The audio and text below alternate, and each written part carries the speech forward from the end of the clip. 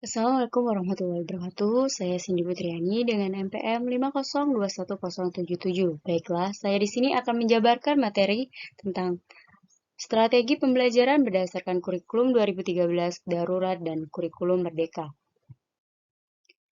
Yang pertama, Project Based Learning atau PJBL adalah model pembelajaran yang menjadikan peserta didik sebagai subjek atau pusat pembelajaran, menitikberatkan proses belajar yang memiliki hasil akhir berupa produk. Artinya, peserta didik diberi kebebasan untuk menentukan aktivitas belajarnya sendiri, mengerjakan proyek pembelajaran secara kolaboratif sampai diperoleh hasil berupa suatu produk.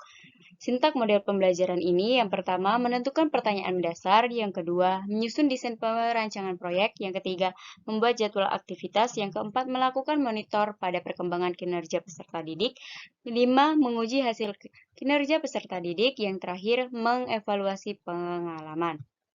2.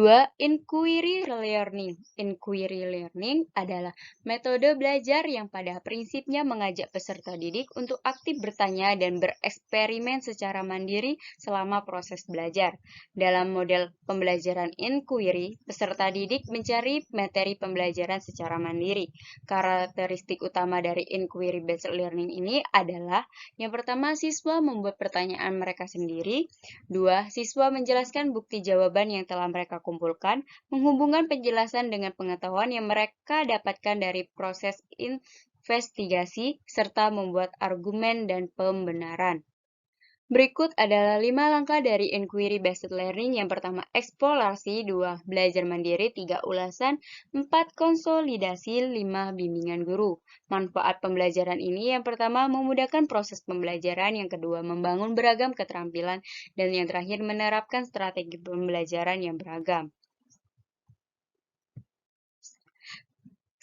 Selanjutnya, discovery learning. Discovery learning adalah memahami konsep, arti, dan hubungan melalui proses intuitif untuk akhirnya sampai kepada suatu kesimpulan.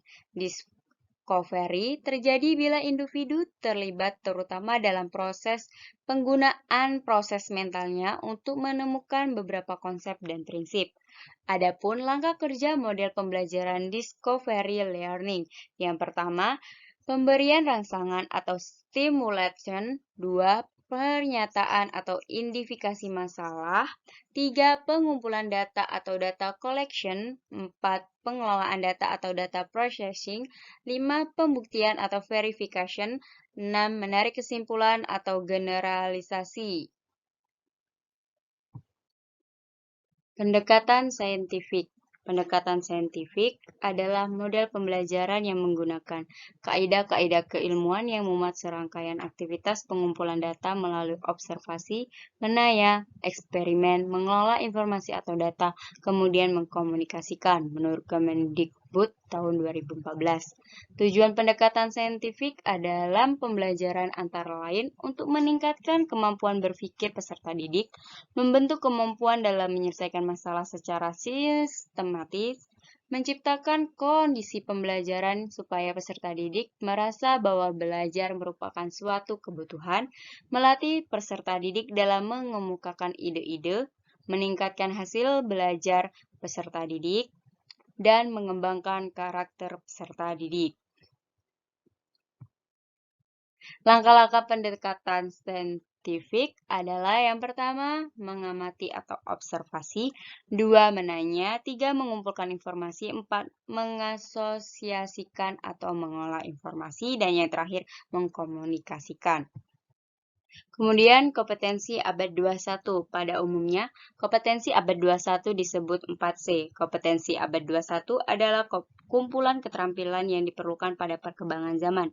Adapun kompetensi abad 21 yang dimaksud meliputi keterampilan berpikir kreatif atau creative thinking, berpikir kritis dan pemecahan masalah, atau critical thinking and problem solving, berkomunikasi atau communication, dan berkolaborasi atau collaboration. Kompetensi 4C tersebut mulai ditanamkan baik dalam proses pembelajaran.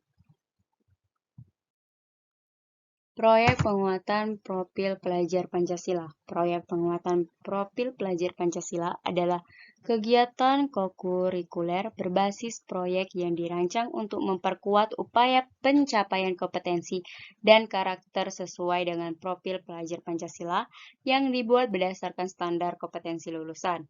Proyek Penguatan Profil Pancasila atau P5 merupakan upaya untuk mendorong tercapainya profil pelajar Pancasila dengan menggunakan paradigma baru melalui pembelajaran berbasis proyek.